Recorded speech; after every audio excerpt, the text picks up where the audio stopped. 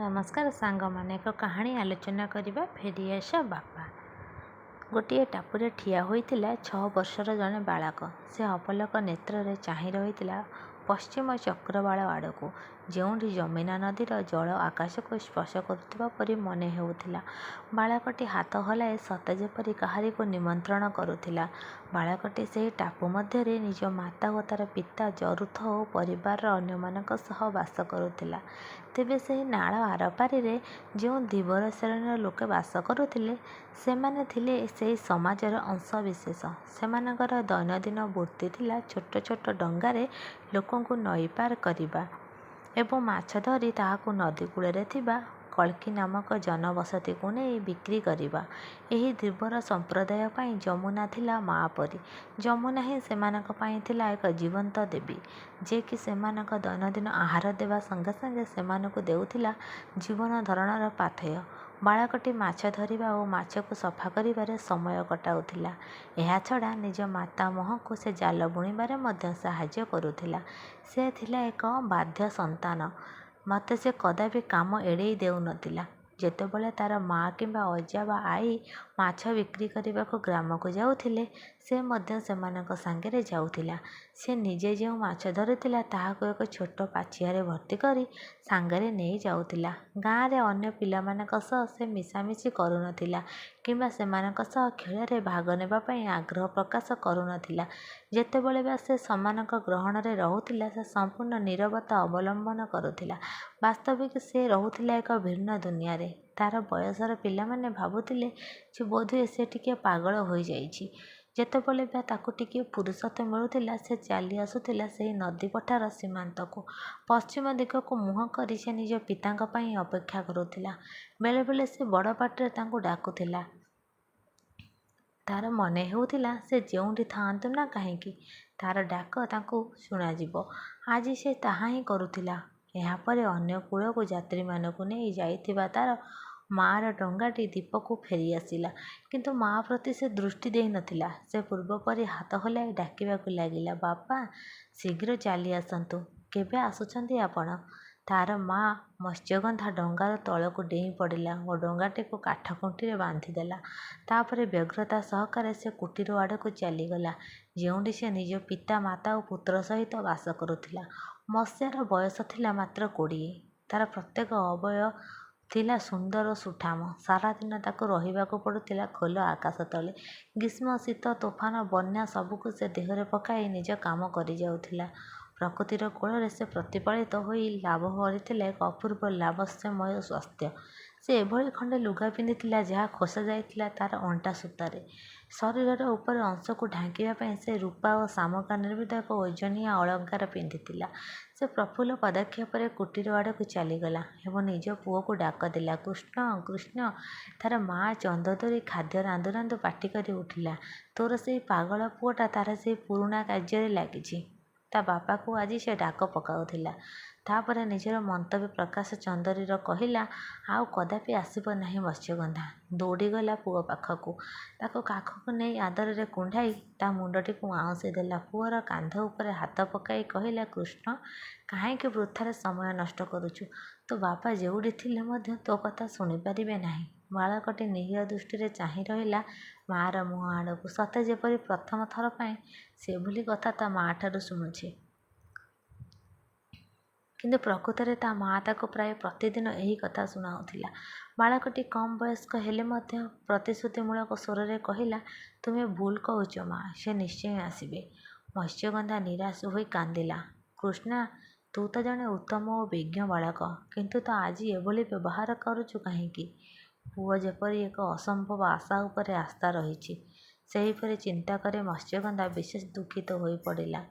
ପ୍ରତିଦିନ ମା' ଓ ପୁଅ ସେହି ଗୋଟିଏ ବିଷୟରେ ହିଁ କଥାବାର୍ତ୍ତା କରୁଥିଲେ। ପ୍ରାୟ ସମାନ ଶବ୍ଦ ପ୍ରୟୋଗ କରି କୃଷ୍ଣ ମତ୍ସ୍ୟଗନ୍ଧାର ଦୁଇ ହାତ ଧରି ପକାଇଲା। ଦୁଷ୍ଟରେ ଆବେଗ କରି ସେ କହିଲା, ମା', ମୋ ବାପାଙ୍କ ପାଖକୁ ଯିବାକୁ ଚାହେଁ। ତା' ବୟସର ପିଲା ପକ୍ଷରେ ଏଭଳି ଆବେଗ ଓ ଆନ୍ତରିକତା ଦେଖାଇବା ସ୍ୱାଭାବିକ ନୁହେଁ।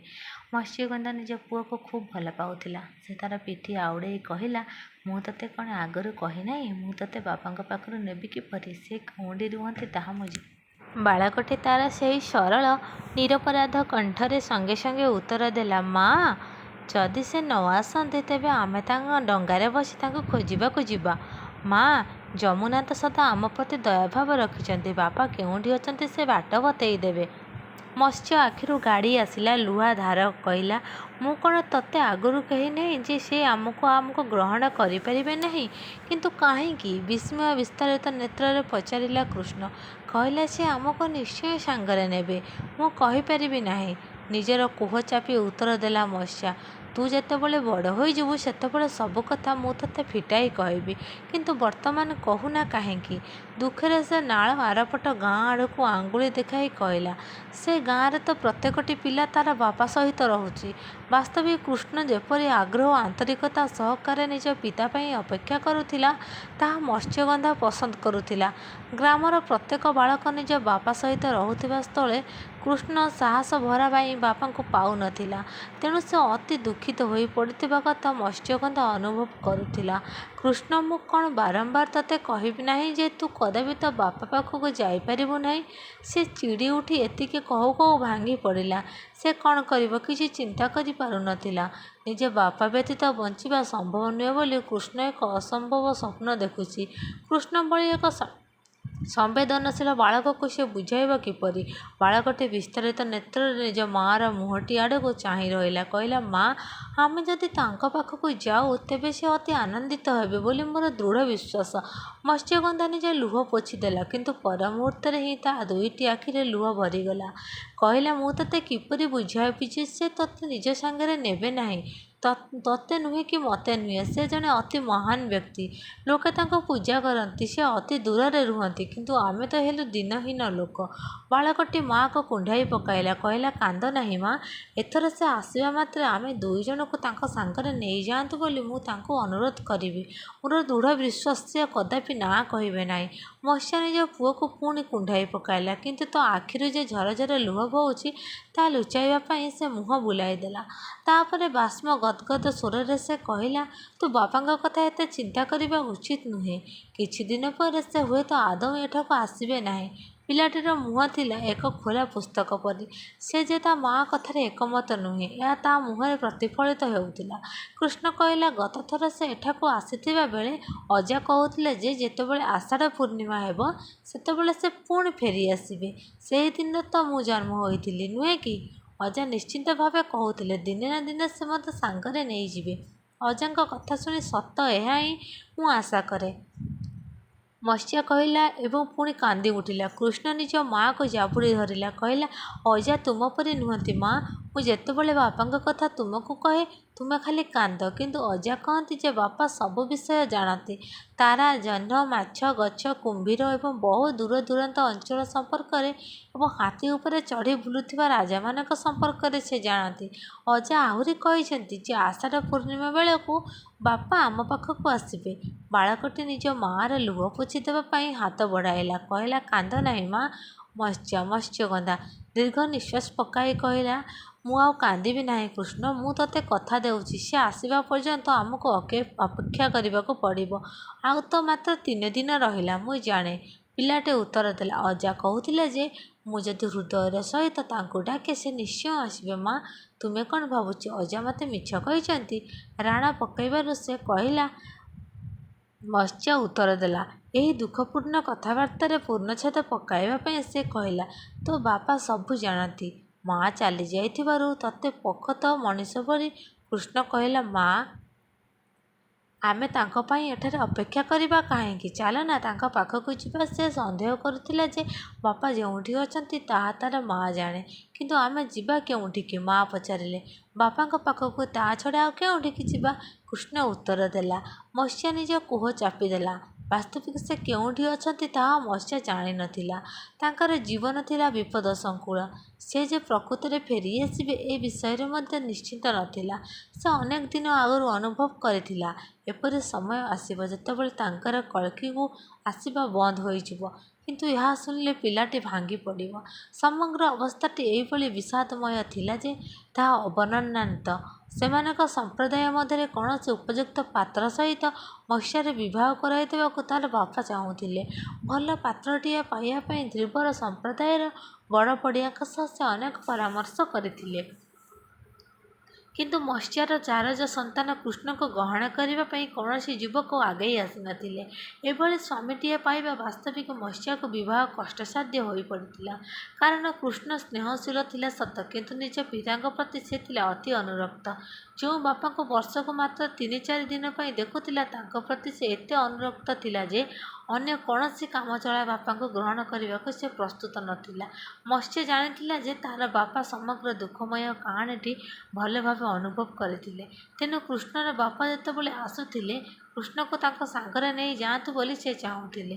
ସେ ଯାଇ ନିଜ ବାପାଙ୍କୁ ଦୃଢ଼ତା ସହକାରେ କହୁ, ଏହି ସେ ଏକ ଦିଗରେ ଉତ୍ସାହିତ କରୁଥିଲେ। ଏହି କାରଣରୁ ସେ କୃଷ୍ଣକୁ ତାର ବାପା ଯେ କେଡ଼େ ମହାନ୍ ତାହା ବାରମ୍ବାର ଶୁଣାଉଥିଲେ। ଏହା ସଙ୍ଗେ ସଙ୍ଗେ ସେ ଆହୁରି ମଧ୍ୟ ଅନୁଭବ କରୁଥିଲା ଯେ କୃଷ୍ଣକୁ ସାଙ୍ଗରେ ନେଇଯିବ ତା ବାପା ପକ୍ଷରେ କେତେ ଅସମ୍ଭବ।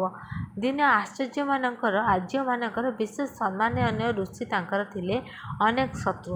ସେମାନେ ସମ୍ପର୍କରେ କାହିଁକି ତାଙ୍କୁ ଏତେ କଷ୍ଟ ଦେଉଥିଲା, ସେ ସମ୍ପର୍କରେ ତାର କୌଣସି ଧାରଣା ନଥିଲା।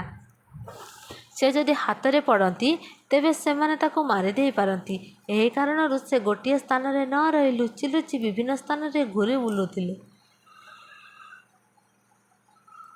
ସେ ଯଦି ଗୋଟାଏ ଧୀବର କନ୍ୟା ଔରସରୁ ଜନ୍ମ ହୋଇଥିବା ନିଜ ଅବୋଧ୍ୟ ସନ୍ତାନକୁ ସାଙ୍ଗରେ ନେଇ ବୁଲନ୍ତି, ତେବେ ତାଙ୍କର ଜୀବନ ଅଧିକ ବିପଦପୂର୍ଣ୍ଣ ହୋଇପଡ଼ିବ। ଏହା ହିଁ ଥିଲା ଏକ ଗୋପନୀୟ ରହସ୍ୟ ଏବଂ ଏ ରହସ୍ୟ କେବଳ ତାଙ୍କୁ ହିଁ ଜଣାଥିଲା। ଏହା ସଙ୍ଗେ ସଙ୍ଗେ ସେ ଆହୁରି ମଧ୍ୟ ଜାଣିଥିଲା ଯେ ତାର ବାପା ଯଦି ଏଠାକୁ ଆସିବା ବନ୍ଦ କରିଦିଅନ୍ତି, ତେବେ କୃଷ୍ଣ ପକ୍ଷରେ ତାହା ଅସହ୍ୟ ଯାତନା। କୃଷ୍ଣ ଯେତେବେଳେ ନିଜ ପିତାଙ୍କ ସମ୍ପର୍କରେ କହିବା ଆରମ୍ଭ କରୁଥିଲା, ତାକୁ କେହି ବନ୍ଦ କରିପାରୁନଥିଲେ। ତା କଥାଗୁଡ଼ିକ ଥିଲା ଶ୍ରୁତି ମଧୁର। ତାର ବୟସକୁ ଚାହିଁ ସେ ଅଧିକ ବିଜ୍ଞ ପରି ମନେ ହେଉଥିଲା। ସେ ନିଜ ପରିବାରର କୌଣସି ଲୋକ ସହିତ ଯେତେବେଳେ ନୌକାରେ ଯାଉଥିଲା, ଯାତ୍ରୀମାନେ ତା ପ୍ରତି ଆକୃଷ୍ଟ ହୋଇଯାଉଥିଲେ। ନିଜ ପିତାଙ୍କ ମହାନତା ସମ୍ପର୍କରେ ସେ ଯେପରି କହି ଚାଲୁଥିଲା, ତାହା ଶୁଣିବାକୁ ଯାତ୍ରୀମାନଙ୍କୁ ଖୁବ୍ ଭଲ ଲାଗୁଥିଲା। ତାର ବାପା କେଡ଼େ ମହାନ୍!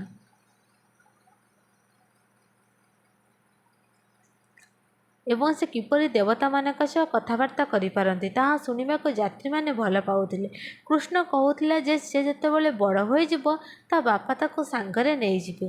ତା ବାପା ସବୁ ଜାଣନ୍ତି ତାରକାମାନଙ୍କ ସମ୍ପର୍କରେ, ଆକାଶ ସମ୍ପର୍କରେ, ଯମୁନାରେ ଥିବା ପ୍ରତି ଜଳବିନ୍ଦୁ ସମ୍ପର୍କରେ ଏବଂ ନଦୀର ମାଛ ଓ କୁମ୍ଭୀରମାନଙ୍କ ସମ୍ପର୍କରେ।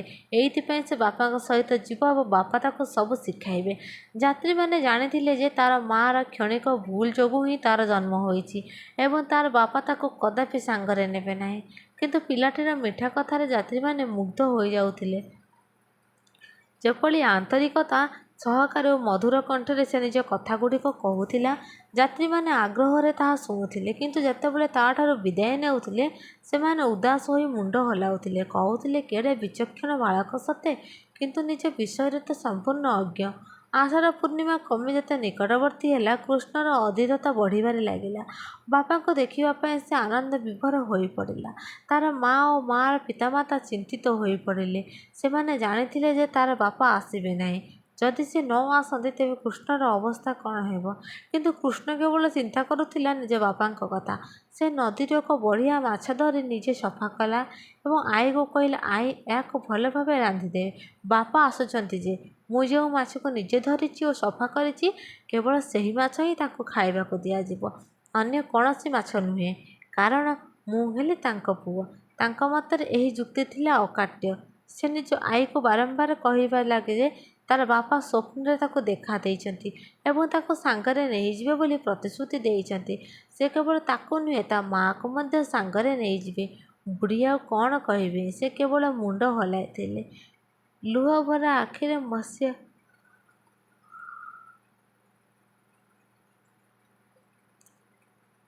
ପୁଅକୁ ଏକ ଚରମ ବିଷାଦମୟ ପରିସ୍ଥିତି ପାଇଁ ପ୍ରସ୍ତୁତ କରୁଥିଲା। କହିଲା, କୃଷ୍ଣ, ତୋ ବାପା ଯଦି ନ ଆସନ୍ତି, ତେବେ କ'ଣ ହେବ? ତାପରେ ଆମେ ନିଜ ଡଙ୍ଗାରେ ବସି ତାଙ୍କ ପାଖକୁ ଚାଲିଯିବା। କୃଷ୍ଣ ଉତ୍ତର ଦେଲା, କିନ୍ତୁ ମୁଁ ତ ତୋତେ ବାରମ୍ବାର କହିଛି ଯେ ସେ କେଉଁଠି ଅଛନ୍ତି ମୁଁ ଜାଣେନା। ଅଧୈର୍ଯ୍ୟ ହୋଇ କହିଉଠିଲା ମତ୍ସ୍ୟ। କିନ୍ତୁ କୃଷ୍ଣ ଉପରେ ତା କଥାର କୌଣସି ପ୍ରଭାବ ପଡ଼ିଲା ନାହିଁ।